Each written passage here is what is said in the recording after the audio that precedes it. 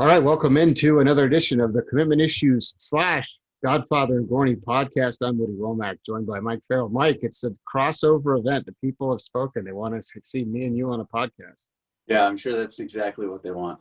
Well, they're going to get. We're going to probably tick off a lot of people. So I don't know where you want to start, positive or negative. You let me know. You're going to tick off a lot of people. I'm not controversial. You know me. Talk about stuff. You're going to agree on some things. And listen, there's nothing we can do. I mean, it's not our fault Florida State's down. It's not our fault UCF lost. It's not our fault Auburn's defense was overrated. You know, on and on and on. It's not our fault. We get blamed. It's not our fault. All right, so let's start in the Big 12. Texas lost. They should have lost last week too. So, I mean, where are we at in the Tom Herman experience? I know you like to put people on the hot seat, but I mean, at what point do we start to get worried? I think I saw this as at least his fifth loss against an unranked team when they were ranked and favored. So, I mean, what's going on? Yeah, he's got to be on the hot seat. I mean, you know, everybody says with COVID and the pandemic that coaches are going to get more of a free ride than before. That's not the case, I don't think. I mean, if they continue to struggle, if they aren't, you know, a contender for the Big 12 title or the playoff, and right now, had they lost that Texas Tech game, which they should have, they'd be pretty much eliminated from everything right now. You know, then something's got to change. And I was a big Tom Herman supporter. I thought he was a good hire for Texas, a good replacement for Charlie Strong, and that team doesn't seem to be buying in. I mean, you see kids quitting the team, you see kids jumping in the portal, and you also see that there's really been no great improvement with the two new coordinators on offense or defense. You've got a team that can make a run with Elliger, but I think Tom Herman's in big trouble. I think, you know, he has to win out. Not saying he's going to get fired if he doesn't win out, but if he loses, say he stumbles down the line and they lose to Iowa State near the end of the season, you know, and they finish with 2 losses and they don't have a chance to win the Big 12. What are they going to do? Well, I mean, that's the issue, though, is like, how many coaches can they cycle through here? I mean, I know it's only been a few years, but it's like, I just don't get what the problem is. Like you said, they fired the whole defensive staff. The new staff comes in. They're, like you said, you know, we had B.J. Foster quit the team briefly and come back. They had Kenyatta Watson say he's transferring. I mean, it's an issue, right? When you're losing, whether these guys live up to their rankings or not, you're talking about talent leaving the program on a regular basis. And it's honestly, it's not a hard job. That's the biggest thing. It's Texas, tremendous facilities. You've got tremendous tradition and history. You're the big dog in the Big 12. You know, I did a series of articles on kids that left the state for each power state. And when you look at the 2017 class alone of the kids they lost, it's just amazing. I mean, they were talking about first rounders like Jeff Okudah. You're talking CeeDee Lamb, Marvin Wilson, of course, but everybody says, well, that's Houston Episcopal. They were never going to get him. Doesn't matter. I mean, these kids are in-state kids. They shouldn't be getting away, and it continues to happen. And Herman, you know, was known as a great recruiter at Ohio State, and Ohio State's been the one that's stolen most of the talent, J.K. Dobbins and some others. So it's not a difficult job to recruit the talent or to win in the Big 12. And nobody can seem to get it done. Charlie Strong doesn't count because it was a bad fit. You took a Southeast coach and you put him in the Big 12. He had no connections, and he tried to recruit the Southeast. But Tom Herman, I mean, he's the guy who helped go get JT Barrett and guys like that in Texas. This was a fit, and for some reason, he's just not getting it done. Yeah, we'll see what happens. But it's not like, I mean, I know the Big 12 has some good teams, but it should be between them and Oklahoma every year. We can kind of transition now if you want, talk about Oklahoma. You know, I trolled you a little bit on Twitter. Got a good reaction. Did you see it? A lot of people enjoyed my response. So of course they did. Well, it was a dumb. question. The question was, can someone explain to me how they're 1-2? And then all these idiots like you, because they gave up more points than they score or whatever, what my thing is with the talent discrepancy between Texas and Oklahoma and the rest of the Big 12, how do you lose to Kansas State and Iowa State back-to-back if you're Oklahoma? How is that possible? New quarterback, yeah. So, running game, lost, a couple guys. You plug and play at Oklahoma, and you should beat these teams handily. And again, the defense is not timely, and 1-2 is embarrassing. I could see 1-2 if this was a regular season and your first game was at Ohio State, and then you get tripped up in your third game. But these are not opponents you should be losing to. And this is no disrespect towards Kansas State and Iowa State. Iowa State's probably the sleeper in the conference right now with 2 good wins. Okay, please, let's not start it. They lost to Louisiana, okay? I know. They beat Iowa State. Oh. I mean, Iowa State, they beat TCU, and now they beat Oklahoma. Okay, yeah, okay. Well, who is Oklahoma State? I mean, the whole conference is not good. Sorry, Big 12. I got news for you. The Big 12 should be, how every year after 1 week we eliminate the Pac-12 from the playoff? The Big 12 is eliminated, in my opinion. Probably so, unless Oklahoma State runs the table. Probably so. Right. I would take one loss, Georgia or Alabama or whoever. I'd take 2 SEC teams. I might take 7-0 USC or Oregon, over any of these one. Because, Oklahoma's out. They're not 2-loss Oklahoma's not getting in. The playoff dream is over for them. Yeah. No, it's over. It's over before it started. And they're going to take 2 from the SEC. We know that. They'll take none from the Pac-12. And they'll take, they might take 2 from one from the ACC, one from the Big Ten. And there's your playoff there. So I get it. You can't write off Oklahoma State yet because they could run the table. But the Big 12, and it's consistently the same thing. It's defense. Well, right. So how is, we saw a lot of talk. Oh, Oklahoma's fast defense. And we know that their defensive coordinator, he's done good elsewhere. Their secondary is, I think they had like a combined 90 starts. Why can't they get any better? I just don't get, they should have won that game. They should have won the last game against Kansas State. They had multi-score leads. The game the other night, they scored, and I was like, oh, they're going to pull away. I changed the channel. I came back, and they'd given up 2 touchdowns and were losing. So, it's just the answer. I've said 1,000 times, how do they keep recruiting, 4 and 5 stars on defense and not developing, and for every Kenneth Murray, there's a bookie, Radley Hiles, who just doesn't develop and doesn't live up to what you expect him to do. And I don't have a solution for it. I my guess and I'm not at practice, but it's got to be the way they practice. I know they're not hitting and all that other stuff, but there's a lack of spatial recognition. There's a lack of tackling form. There's a lack of physicality. Offensively, they have looked smooth as can be the last few years, but defensively. So my guess is, they're practicing against an elite spread out offense. And if you throw any wrinkles at them, they're dead. But you'd think that would help them in the pass game, at least covering. Right. We're talking you have guys that should project as NFL guys in the secondary. You can say that we missed on Radley Hiles, who was a 5-star and has been basically awful.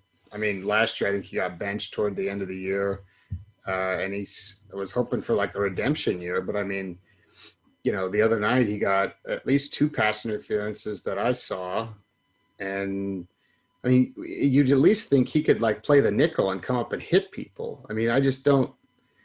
It's to me, yeah. It's I'm not a Big 12 hater, but it's hard. Well, how physical he is too. That's the thing. So where did that go? Yeah, is that coached out? He reminded me of Jamal Adams. The way he played high school football, and then he goes off and he's certainly as far away from Jamal Adams as possible. And I know you're talking different positions and stuff, but undersized thumper who can cover.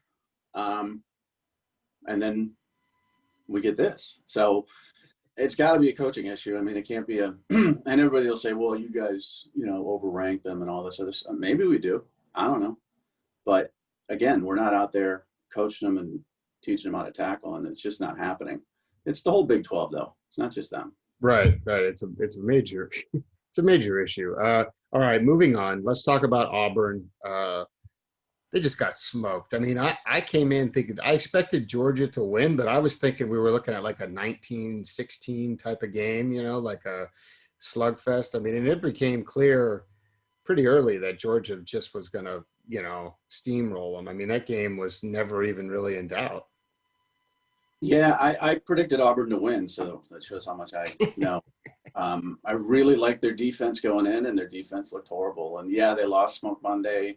KJ Britt was banged up, but I thought with the depth of talent they had that they could replace Derek Brown and Marlon Davidson, and get a pass rush and beat up a walk-on back and stop a run game that didn't good in the first game. That offensive line just did whatever they wanted with them, moved them around. It was an embarrassing performance. There was no solution on offense whatsoever, except for Tank Bigsby, who is going to be a star. I mean, man, they fed him the ball in the passing game and running, and he's going to be good. But Bo Nix looked like he was running for his life every second. He looked inconsistent, inaccurate. And he's like Stidham in that way, I guess. If you get pressure on him, he's going to struggle. And their offensive line looks just horrible. So I really bought in on Auburn, and that's my fault. Well, we were, talking when we were doing the transfer rankings when they went and got the transfer offensive lineman, Brandon Council, and you were like, oh, he's going to, step in and be whatever. But I mean, and I had said, like, he didn't even grade out that well at Akron or wherever he came from. I think it was Akron or Kent State or something. I mean, that's not a good sign in the SEC when you have to go find people from the MAC to come and play, right? I lost your video there. There we go. It's back. It's not a good sign. This is a problem when you do Zooms on your phone. People call you, and it's all spam crap, trying to sell you stuff from different numbers, and it just takes up your screen. So anyway, sorry about that. They'll probably call back too, trying to sell me some Windows or something.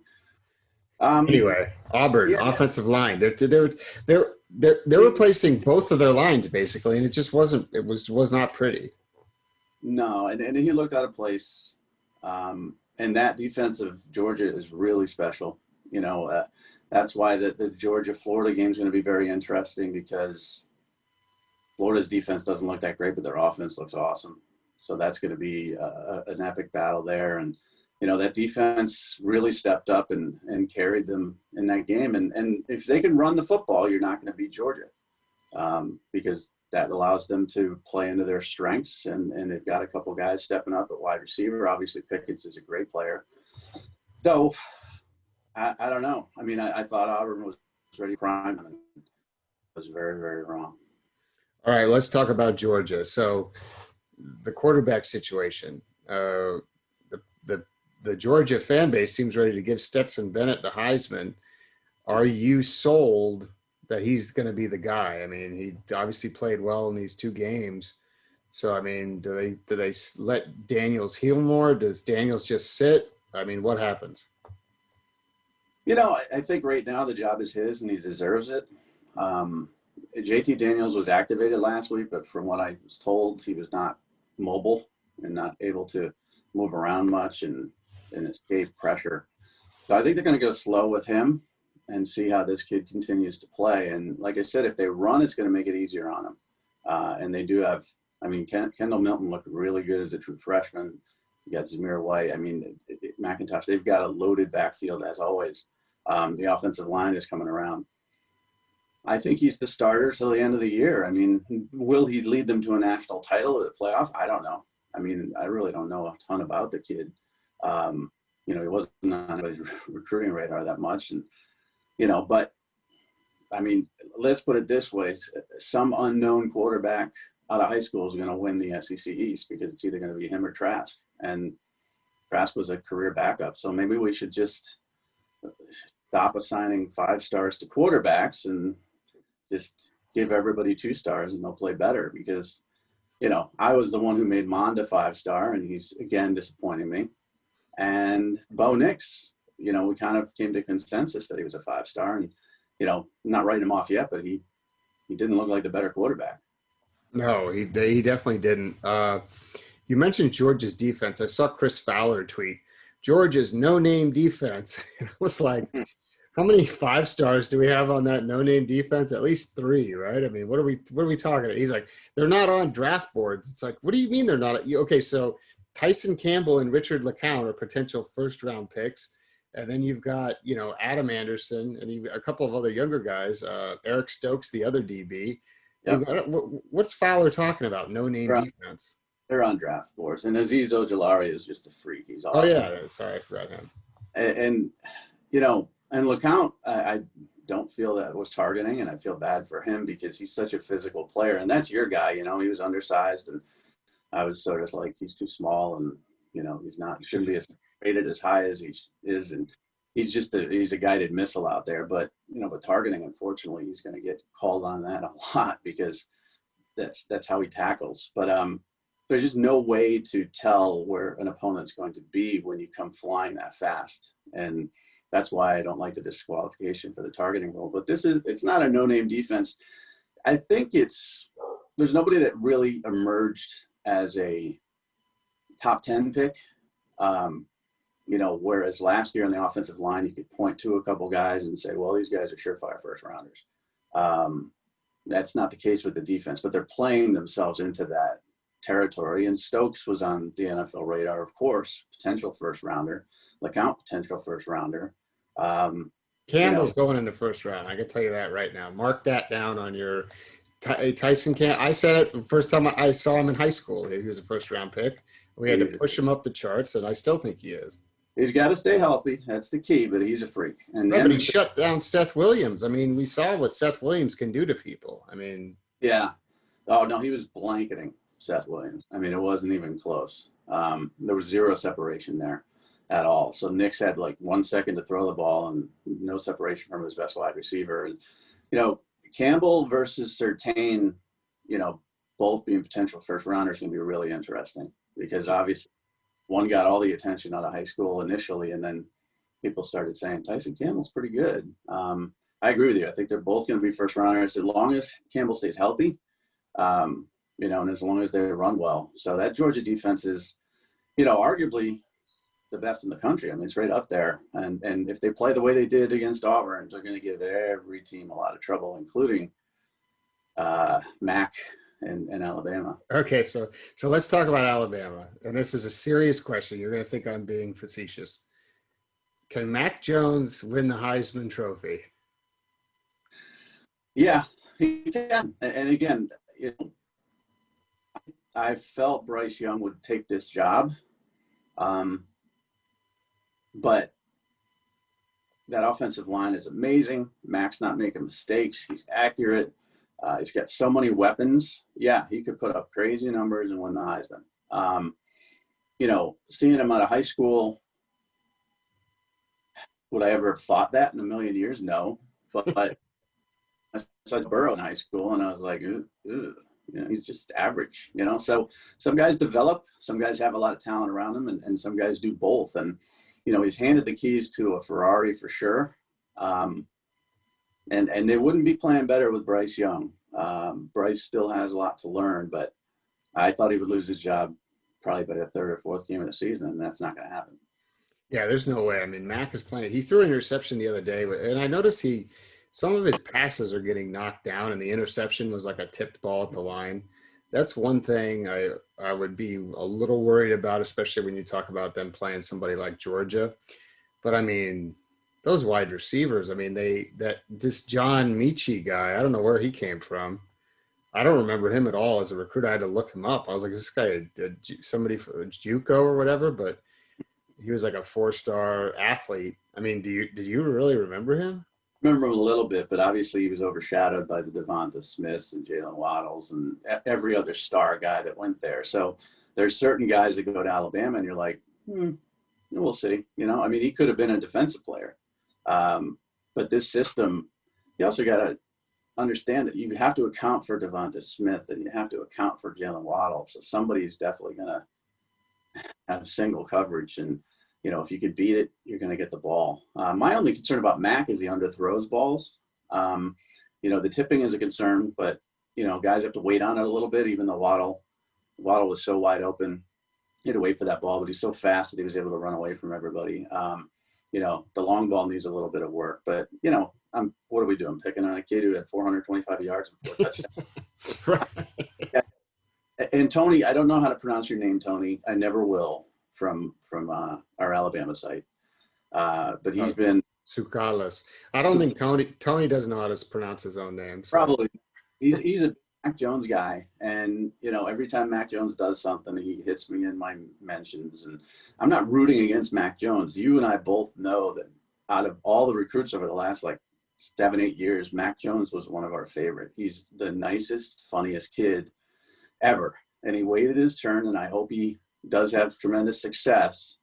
And yeah, he could win the Heisman. Trask could win the Heisman. We know a quarterback's going to win it. It's just, it depends on who. What's crazy is, I noticed Mac had his SEC graduate patch on his jersey. Because this year doesn't count, he's got like 3 years of eligibility left. So, I mean, he could win. I'll come back. This year doesn't count. So my man Kellen Mond can come back for a 60th year if he wants to at Texas A&M and finally live up to that 5-star. But you remember the funniest part about Mac is how much fun he used to make of other people, how cool and calm he was. Nothing rattled him, nothing worried him. He was just so laid back, and you know, he had some of the best lines I've ever heard about other quarterbacks. It was just hilarious. The famous one that we can't say on the podcast, that you probably don't even know this story, is, you know, he used to make some snarky remarks about Tua because they were both committed at the same time. So there's one term that he used for Tua that gets used in my house, and I know Rob's house uses it, and a couple other people. So it's a term he used to describe Tua one time, but they're friends now. You get tired of being asked the question, why are you sticking with Alabama when Tua's going there? You know, I mean, that question comes up over and over again. And, you know, you see some kids giving up early, and you see some kids who really stick it out and wait their turn. And that's what, you know, Mac's doing, and some others are doing, and Joe Burrow did. And, I mean, he didn't do it at Ohio State, but he did it at LSU. And they're going to reap the rewards. Now the question is he a first rounder? And of course I don't think he is, but you know, if he wins the Heisman, he's going to get a lot of looks. I don't think he's a first rounder, but I think Mac will play in the NFL. We ranked him high. I mean, you make it seem like he was Tony wants to talk. I mean, he was 162 in the country. So, I mean, we're not. He was just a class, you know, and that's the thing. When you're the second quarterback in a class, nobody really pays attention or cares. You know, I don't think Tua was a first rounder. We'll find out if that's true or not, but he went 5th. So who knows? The NFL is so desperate for quarterbacks. There could be as many as 5 or 6, you know, taken in the first round in April. You know, we know Trevor and Justin Fields are going to go. We know Lance is going to go. And then after that, there's going to be 2, I think. And just depends on who those 2 are and who falls in love with who. And, you know, when it's a chalk talk type of situation and smarts, Mac Jones is going to wow some people at the combine. All right, so let's talk about Florida now. You mentioned it earlier with Kyle Trask, 2-star Kyle Trask. Yeah. I mean, the amount of times we have to hear about it during the game. First of all, he's playing excellent. Okay, him and Pitts have an amazing connection. I mean, he just feeds Pitts the ball. Somebody referenced that it was like a video game where you purposely try to run up one guy's stats. I mean, he's clearly targeting Pitts, and it's working. And some of the other guys, Grimes looks great. Tony looks great. They're both clearly healthy. How much do you attribute, like, are you on the Trask as the next, you know, kind of like Joe Burrow type guy, or do you just think he's kind of feasting on, you know, some okay competition right now? Not sold yet about the Joe Burrow comparisons, but they were made, you know, especially by the Florida fan base last year, when you talk about a guy who had a solid year but was coming back with experience, with a lot more weapons around him. that he could make that type of jump. You know, it's early, but he looks sharp and he looks in control. He does have many more weapons than they're used to having. Fitz is a problem for everybody. He's a big wide receiver who, you know, essentially will probably play that hybrid role, you know, an Eric Ebron type at the NFL level, and no one can cover him. You put a safety on him, he's too big. You put a linebacker on him, forget it. And, you know, Trask has a lot of weapons. I think, though, you know, Burrow had more to work with. So Trask is one of those guys that I'm looking at. Is he going to be one of those late first-round picks? And, yes, he was a 5.32 star because he didn't start a game in high school. Derek King was the guy in high school. He backed him up. And, again, it just speaks to Trask, too, because you know how many kids would move in with a fake uncle to get in a different district. I mean, that's just the way it worked. And he didn't do that. And shout out to Nussmeier, who saw something in him and offered him, because that looked like a massive reach at the time. Well, he was the second quarterback they took, right? I remember. The one that was supposed to win this job in that class. Right. I remember because I remember somebody referring to him as Kyle Trash, you know, like that was somebody who worked for us at the time, actually. But, I mean, here's the thing. They saw him throw at a camp, and they offered him, and they took him. How were we supposed to, like, you know, Mark Jones, who I like, the announcer, I mean, how many times did he mention? He was the 2,897th prospect. Rankings don't matter. It's like, well, what were we supposed to do, Mark Jones? Rank him as a 5-star kid who never played a game and didn't play a game in college until his third or fourth year? Like, what? Like, I don't know. Listen, you know, he must have had a great workout, you know, and again, we don't get to see behind the scenes. We get to see them throw. And that's it. We don't, you know, we're not sitting there going over plays and you know, having him diagnose a playbook or having him memorize 6 plays and then throwing him, you know, through the motions on those 6 plays 1 minute after he learned them, you know. But for quarterbacks, stars are kind of, I mean, Russell Wilson's the best quarterback in the NFL right now, and he was a 2-star. You know, Mahomes was a 3. Lamar Jackson was a 4, and, you know, Josh Rosen was a 5. And, you know, there's just so many examples of guys that either got drafted high, didn't have success like Rosen, or just came on out of nowhere and weren't even supposed to get the job. Russell Wilson was not supposed to get the quarterback job at NC State. Absolutely not. Or at Seattle. I mean, remember when they picked him, they had just signed Matt Flynn or whatever to a huge. Yeah, I had a Matt Flynn jersey. Actually, I picked it up at the opening at the store out there because it looked so cool. I didn't think he was good, but it looked so cool. But yeah, Flynn was the guy. They threw all that money at him, and then they end up Russell Wilson with the best, you know, being the best quarterback. So, listen, I don't care. You know, somebody just asked me that the other day, a Florida fan. What did you have Trask ranked? I'm like, yeah, 5.32 star. And then I always say after that he didn't start a game in high school. But, you know, we've had kids like Ryan Burns and Dorian Thompson-Robinson and guys like that who have never started a football game and had like dozens of offers just based on camps.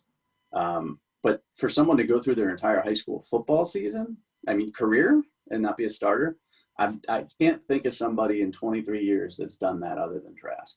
Right. It's because a lot of the guys you're talking about are guys who didn't start till their senior year, but then they still started. They didn't never play. I mean, it's crazy to think, but I guess, you know, behind the arc, I still think, you know, you could say he did the good thing by staying. I still think now he wouldn't, even now, 5-6 years later, he wouldn't have done the same thing. He would have transferred. I mean, you have to. Yeah, the portal has changed things. You know, I do like the patience, though, and I'm glad to see kids that do wait their turn, get an opportunity and take advantage of it. But, yeah, I mean, but again, like I said, in high school, he would have found a cousin of a cousin. Well, that's what I mean, yeah, in high school. I'm talking about in high school, I think. Oh, definitely. I mean, well, even back then, though, it was happening. I just I don't know what the family dynamic is or whatever, but it all worked out for him. And it's like a 1 in a million shot. So all you quarterbacks out there that have never started a varsity game and never will, who think you're going to be the next Kyle Trask, you're not. It has never happened before, and I don't think it's ever going to happen again. He's a unicorn, people. Okay. All right. Next up, Florida State. A lot of glowing reviews.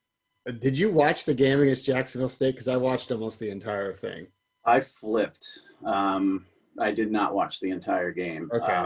And when they were down, of course, I was watching, and then, when they were coming back, I was watching. But once it got out of hand, I wasn't really flipping anything. They easily could have lost that game. Okay, Jacksonville State's players were dropping like flies with cramps and stuff like that. It was their first game of the year. They're only playing like 3 games this fall.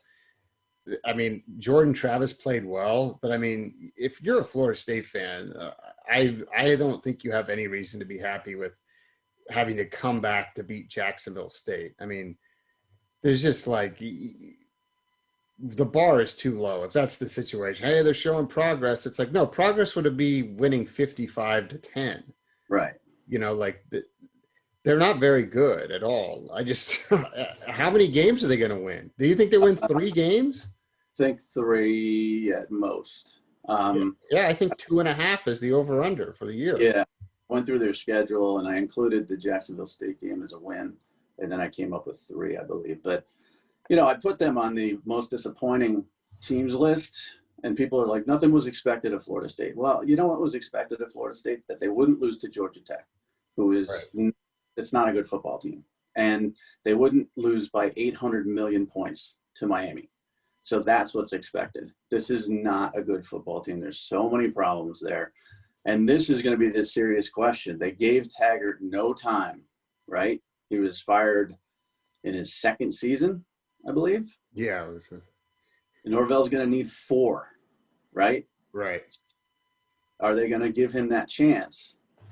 And I don't think they will, unfortunately, And was I happy when they fired Taggart? No.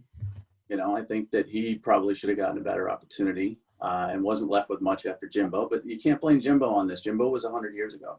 This is just a team and a program that doesn't have guys that want to play and win, other than a few leaders. Marvin Wilson, he wants to win. He wants to play. We know his work ethic and his motor. But there aren't enough of those guys buying in. And, Norvell comes with a different approach. And that's why, these wide receivers, got upset. And that's why the team is a little bit divided from the start. And it's going to take a major rebuild and probably another coach for them to fix these things. And it gets frustrating because when Miami was great and then Miami became very mediocre, everybody thought, oh, you love it because you hate Miami. A great Miami team is great for college football, and it's really awesome. A great Florida State team is good for college football, and this is a horrible one. And I don't know how soon they're going to be back. And I take no joy in programs that are, 6 years removed from a national title, following this. I mean, this is just ridiculous. Okay. So I think a good comp is Oregon. Okay, they played Oregon in that Rose Bowl.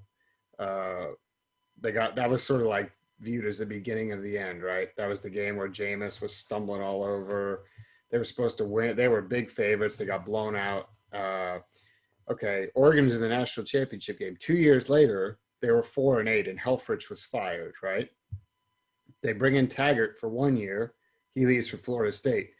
Cristobal comes in, and they're immediately back to being, one of the best teams in their conference and a top 10 team. Like, they won the Rose Bowl in his 2nd year. Norvell needs to show that type of progress, in my opinion. Next year, they need to be back to, assuming it's a regular season, they need to win 8 games next year. Like, I get that it's going to take a while to turn it around completely, but you can't. I mean, assuming that they go, 3-7, or whatever. That's horrible for Florida State. And I don't care if you got to go get transfers or what you got to do, but you have to do something. And maybe when Purdy comes back, he's the answer, but it's not looking good. To me, when you watched him play, like you said, there's a lot of dead weight on the team. There's a lot of guys that I think are kind of like, front runner type guys. And I don't know, man. It reminds me of it reminds me of the end of like Butch Jones at Tennessee. I mean, there's a lot of talent on that team, but I just don't see it when you watch them play. Yeah, they're not buying in. It's been that way for a while. It was that way. I think the last season Jimbo was there, I think everybody on the team knew he was, sort of giving up on him. And, he sort of stopped recruiting. It was that way under Taggart. And, I expect effort at least. And I'm not saying that they're not trying, but they have no answer and they're frustrated and they're just not going to win many football games this year. And, like I said, Norvell's going to be under tremendous pressure early because of how quickly they got rid of Taggart. That's it. So he better win next year. It's right now it looks like they don't have a team to win next year, or else we'll be looking again at another coaching surf. I'll tell you what, real quick before we move on. I really like the running back, the freshman running back, Tufele, I think is his name. He's from Tampa area. In my opinion, he's their best running back. Got to give him some more time. But I mean, I've watched like every snap of Florida State season. I don't know how I've done it, but anyway. I watched Georgia Tech because Georgia Tech was on when no one else was on, and then Miami Florida State was the only really interesting game at that time too. But I didn't watch Jacksonville State that much. There were other like real football games. See, when one of these train wreck games is happening, I lock in. I mean, I've got 4 screens here, and I'm like, okay, Tennessee's struggling with Georgia State. I'm watching the whole thing. Florida State is, and I really like Zarek Cooper, the Jacksonville State quarterback, who I ranked really high. Speaking of which, he transferred before, it was waiver time. He had to drop down a level to play right away. Now he would have immediately had a spot at a place like Florida State. So it's just kind of weird to see that. Real quick, the Pac-12 coming back. They're doing 9 a.m. kicks. I want to talk about this. I think it's ridiculous. Now, I guess it's good for us because we get to watch them at noon. But, I mean, I can't imagine what it's going to be like for the players to play a game at 9 o'clock in the morning. No, nobody wants to do that at all. You have your typical Pac-12 game day preparation, which you're used to, and now they're going to rush them out there. We know how sleepy West Coast kids are sometimes. We've seen it at camps. We have to fly. Okay, let's tell everybody we have to fly them in a day early to acclimate to the time zone when we have camps and like all-star games. So, and they're the last one we have to pull out of bed to get there as well. So, listen, 9 a.m. start on the East Coast, it's not good, but on the West Coast, it's a recipe for disaster. I don't know why they're doing that. Did they explain in the reasoning? Well, so they're trying to leverage the TV money, but I mean, none of this would have happened if Larry Scott wouldn't have botched the Pac-12 network so badly. And now they've laid off the whole staff at the Pac-12 network, so they don't even know if they're going to be able to broadcast games like on their own channel. Like, Larry Scott's got to go. I'm sorry.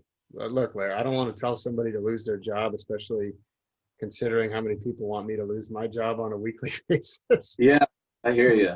But I don't like doing that either, but Kevin Warren and Larry Scott got to go. If you remember the old guy, I'm trying to remember his name. It was like Jim Hansen or something. He was like the Mr. Protector of the Rose Bowl. Do you remember him? The old Pac-12 commissioner. Yeah. And when Larry Scott came in, it was like, man, this guy's a genius. Oh, he's going to modernize everything. And now, if you read the articles about the money there, I mean, like Larry Scott got this huge bonus for himself, and then they laid off the entire staff at the Pac-12 network. I mean, come on, man. Like, the president's got to do better out there to say, look, I mean, we need somebody. You've got Silicon Valley, you've got Hollywood, like you've got Seattle. You're telling me there's not a smart CEO out there that can take over the Pac-12? I mean, USC is playing the first game at 9 a.m. USC is one of the top 5 brands in all of college football, don't you think? Yeah, even with the struggles they've had recently, yeah, everybody knows USC and wants to watch them. Why are they playing it? Oh, they're play at 9 a.m. Like, come on, man. Like, they should be in prime time, like basically every single game, as long as they're good. And I think they're going to be good this year. So Larry's got to go. I'm on the move. I'm on the move. They were supposed to get Texas, remember? I mean, Oh, I remember. I bought pack16football.com, the URL. I was going to cash in and be a millionaire. I was going to be like, I was going to have Larry Scott money. yeah, and that's really been, not the beginning of the downfall, but a big part of the downfall. And maybe they don't think people won't be as interested in, Pac-12 versus Pac-12 at night or so. I don't know what they think. I really don't. I'm not a West Coast guy. I never have been. I don't know. I know how frustrating it is to go through this process for a guy like Cristobal, who is, he's an SEC type of mentality, and watching his team opt out and watching this postponement and the delay, and now they're coming back. I mean, it's literally drives a person like that nuts. Right. They had a team that I think they thought like, hey, we'll be in the playoff mix. And next thing you know, you got 5-6 guys going to the NFL draft instead of playing because they're not sure if they even if they win all their games, they're not sure if they have a chance to even make the playoffs. So. Right. They're still the best team, I think. But USC, I think, also had a really good chance of having a good team this year. And being competitive in those games against Notre Dame and Alabama. I really do believe that. There's so much talent. I don't believe in Clay Helton, because I haven't seen the recruiting that I expect. For them to get guys in Texas and Florida is great, but it's not like what Pete Carroll used to do when he's getting Keith Rivers from Florida and going elsewhere to get the top kid in each state. The West Coast kids are still leaving, but USC has a lot of roster talent for sure. So I thought either them or Oregon would make a push for the playoff, but now even if they're 7-0, I think they're gonna be left out. All right, I want to do this every week. Farrell's Heisman favorite. So, who's on the top of your list right now? Just off the top of your head. Top of my head, I mean, obviously Trevor's up there, and I know people are gonna say, "Well, of course you have him up there. He's, 5-star and all that." He's just an amazing football player, and they get criticized when they beat Virginia by that much. So he's not going to put up the stats of everybody else, and that's the problem because he's not going to be in there as much. Right now, my front runner would be Trask. Wow. I think the 2 games that he put together are extremely impressive. De'Aaron King would be up there as well, but we haven't seen Justin Fields play, and I'm not including running backs here because even in a regular season when a running back gets 2,000 yards, they get invited and then they never get picked. So in a shortened season, Travis Etienne's not going to get that. Najee Harris isn't going to get that.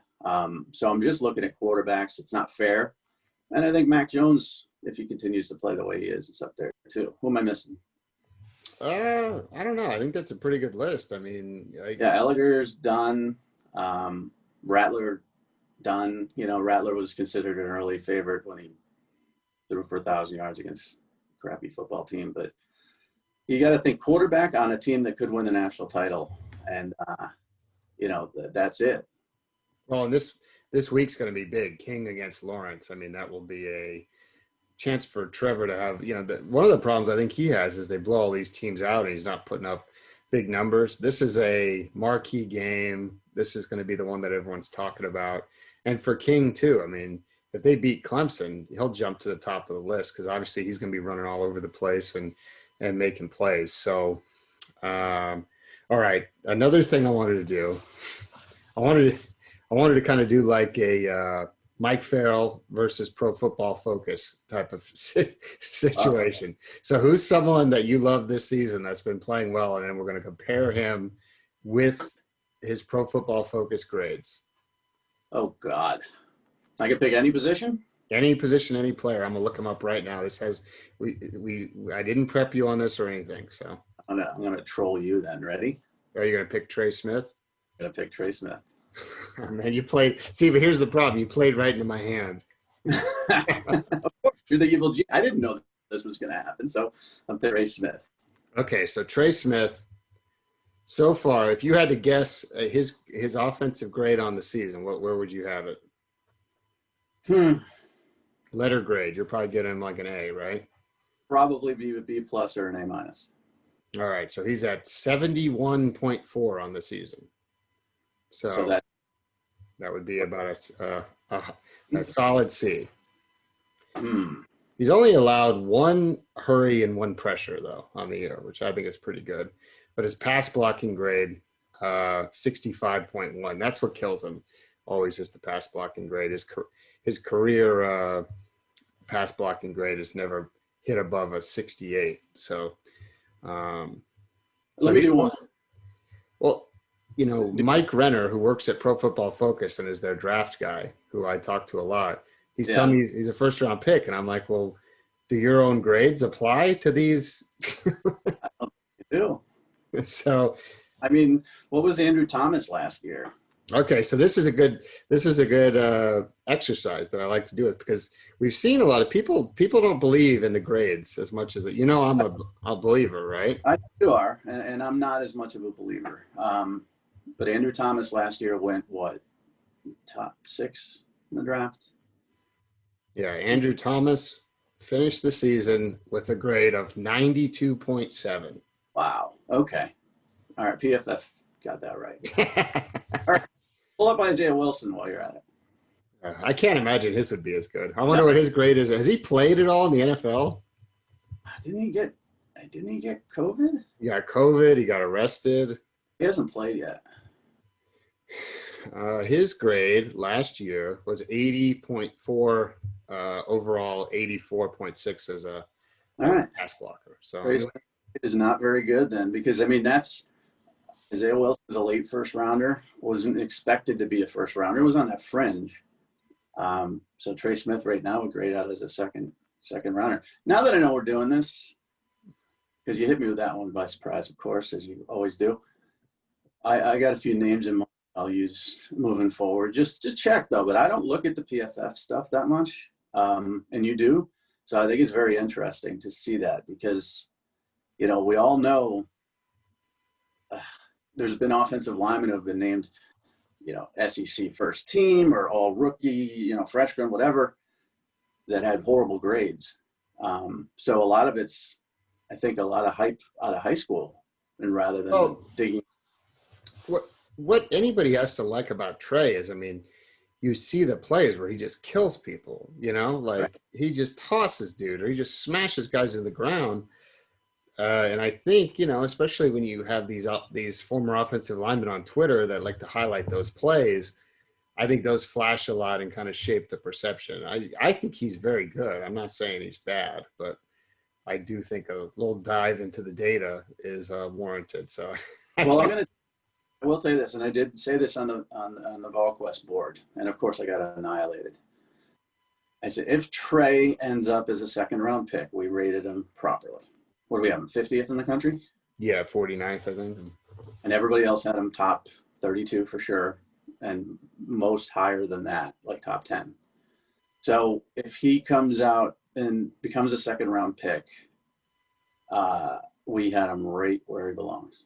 Right. And, obviously he's had the health issues. I think you and I both, if he's a first round pick, we'll say congratulations. Like he's overcome a lot. He has a great personal story. So, the issue is I was always down on him because I thought he was a guard. Everyone thought he was a franchise left tackle. I thought he was a guard, and he's playing guard, So, that's about the level of competition, because the kids he was throwing around in high school were just like, right. No, they weren't great. I think it's staff I can compare them to, like Gornies. Yeah, they were. Well, that was the part of my reasoning too, and I was suspicious of him, was because those guys were sending me their video every week of them beating him around the edge. I was getting like, hey, I went against Trey Smith and I had a sack, and I was like, you look like me, So. Remember, it is the most egregious ranking error in the history of ranking. Oh yeah, somebody did tell us that. Mm-hmm. Was the word used? I think. Say that again. I think the word egregious was used. Yeah, I don't know. I just remember the stare of those blue steel eyes staring me 2 feet away from my face about how Name a year. of a ranking it was. There's no distancing then, right? We're not going to give up who it was. All right, let's move on. We went too far. Now, next segment. I came up with all these segments for you. Oh, great. This is the Mike Farrell. Does he know that this 5-star is playing in the NFL Player of the Week? This is good because I never know these. I love these. This week says Tyron Johnson, 5-star. Yes, for the Chargers. Yes. I was so excited when he caught that touchdown pass that I went to his Twitter to make sure that was the same Tyron Johnson, right? And he had unfollowed me, and I was so hurt. But I still had that little message box where I could have sent something to him. But I said, you know what? If you're going to follow me, you're dead to me. Well, but I know he caught a long touchdown pass, and I love that kid out of high school. So, yes, I know he's in the NFL, and he's playing for the Chargers. Here's the thing. This is why I included him. I watched the play happen live, and it didn't even register in my brain. I was like, who's this Johnson? I never heard of that. You know, it didn't even click with me until I saw it on Twitter later. Someone else was like, oh, he's been doing this since high school. And I was like, oh, wait, that's the Tyron Johnson. That's our guy who I loved as a recruit. I mean, the only in the history of Rivals camps, the only 2-time MVP at different camps. It was back-to-back days, wasn't it? Yeah. Was it back-to-back days? It was like Hattiesburg, New Orleans. I don't know if it was days. I think New Orleans was first, and then I think the following week we did Hattiesburg and Birmingham, and he drove all the way out to Mississippi.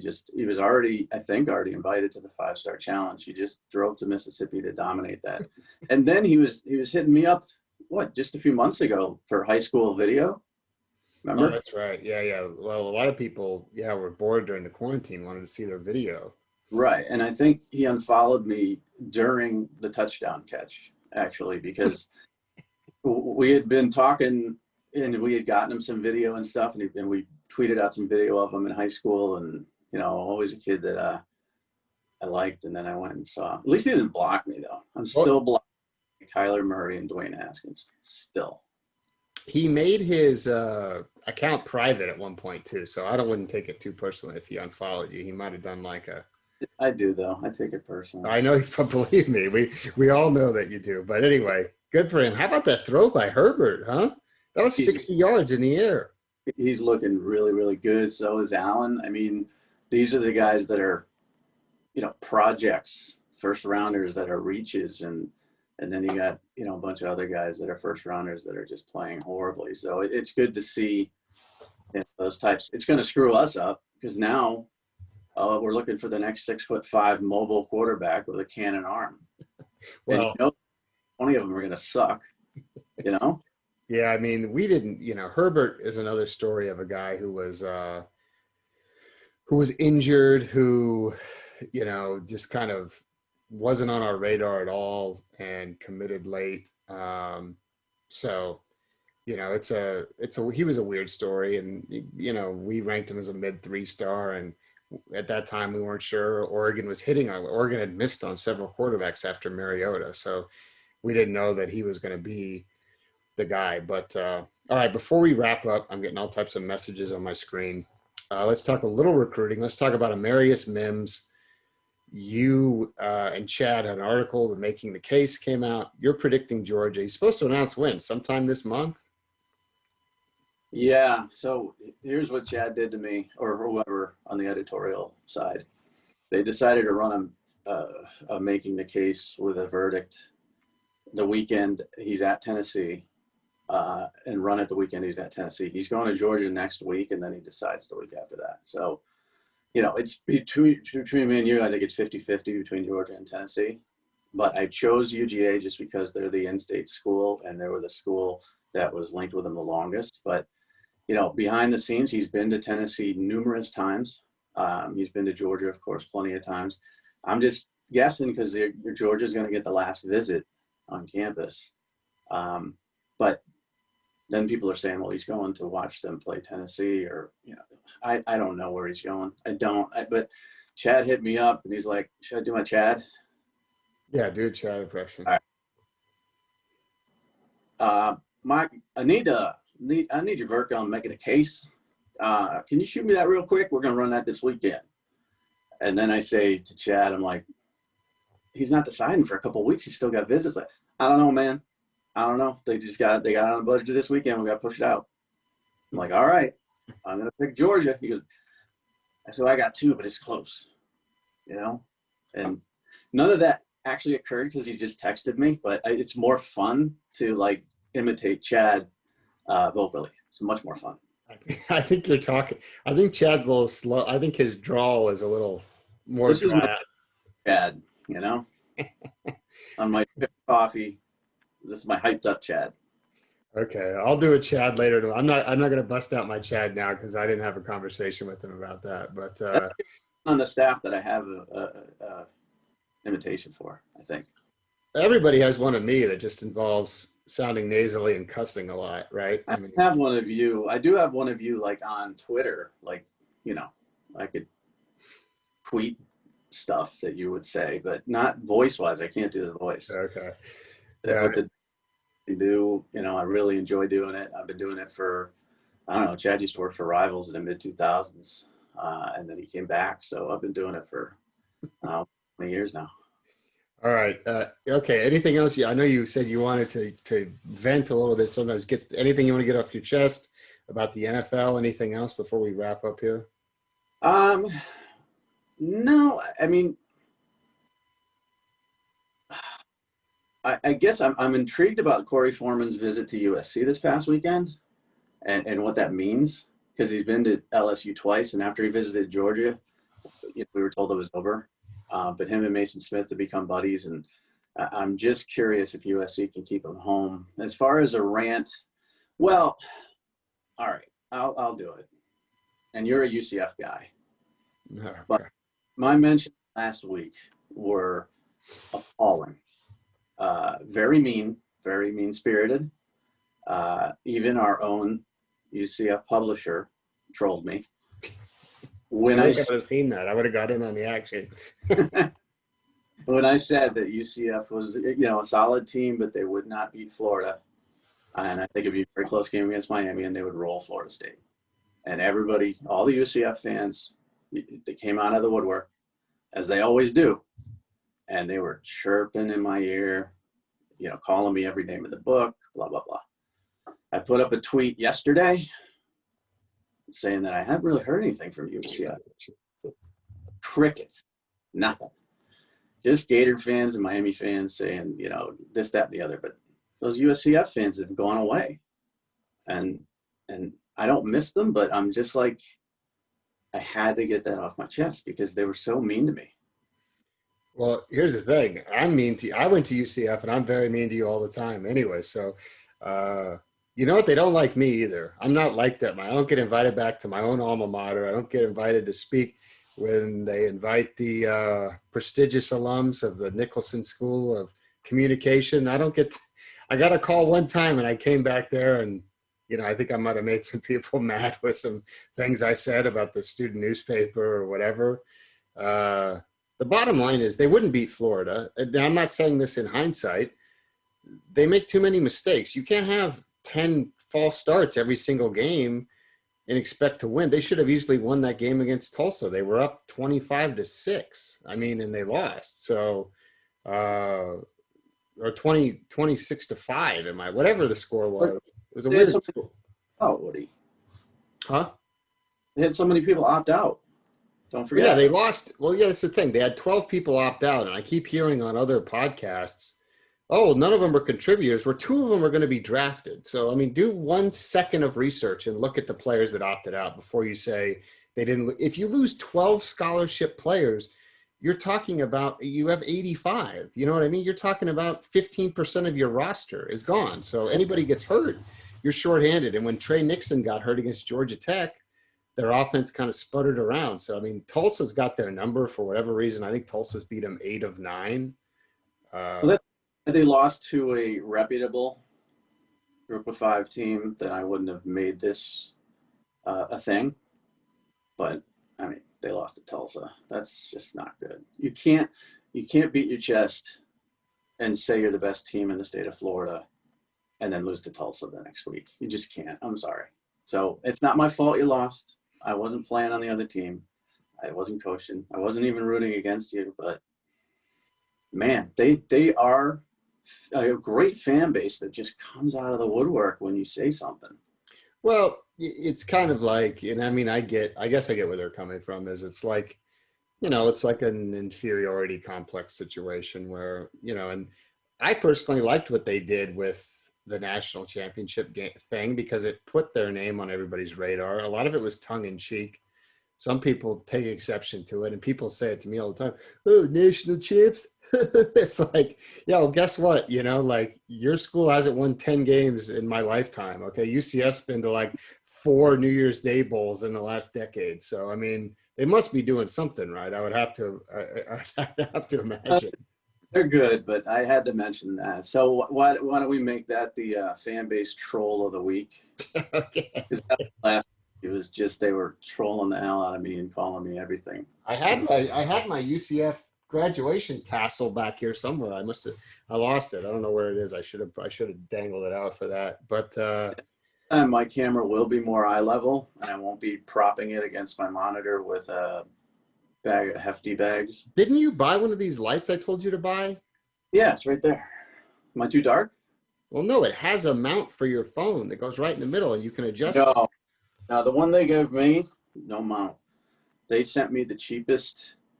I mean, this microphone I have is horrible. No, this light, horrible. I told you to buy did you buy the new light I told you to buy?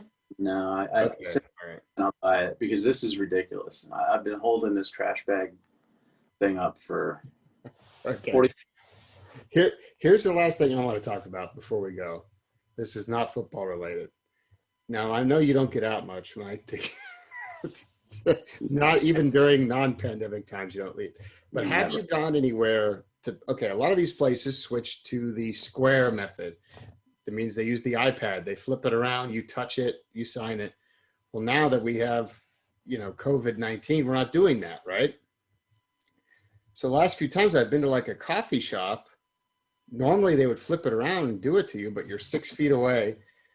They say, do you want to leave a tip? And I was at a place the other day. I got 2 coffees. It was like $12. And he's like, do you want to leave a tip? I've got my mask on. And I was like, yeah, sure. And, how much? Well, $2. And he's like, I can't hear you. And I'm like, $2, So I'm sitting here yelling. I have to yell the tip amount I want to give to the dude. There's people around. It's a total nightmare. Have you experienced this? No, I will tell you since March, this is no lie, I have been inside 3 buildings with other human beings. 3.